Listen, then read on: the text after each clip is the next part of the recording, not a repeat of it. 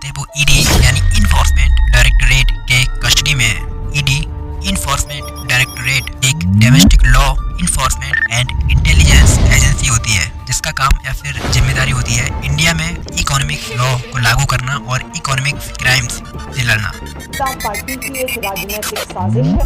आज गुरूर टूटा है। उनके परिवार को किस कानून के तहत हाउस अरेस्ट किया गया? जो मेरे साथ काम करता था और शराब के बारे में हम लोग आवाज उठाया था, आज वो शराब नीति बना रहा है। This is fundamentally violative of the political rights of every Indian citizen. Kejriwal ने 100 करोड़ का स्कैम किया है। This is all on only one agenda to try to stop the free work of opposition party in this general election.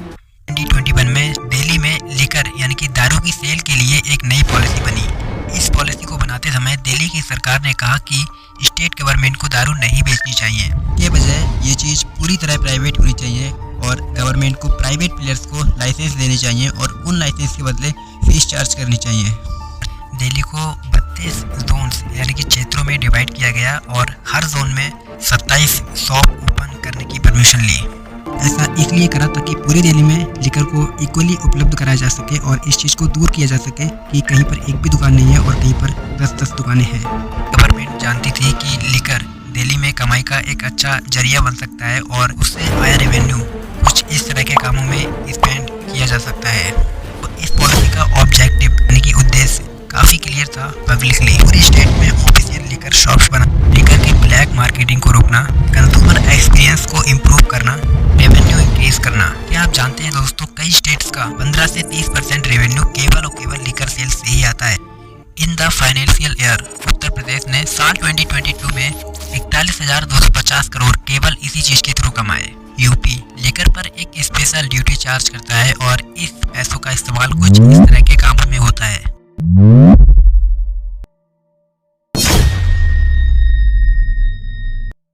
ED की charge sheet कहती है कि liquor cell का wholesale business private entities को 12% के margin पर दिया गया, जिसमें से 6% किकबैक आम आदमी पार्टी को मिल रहा था।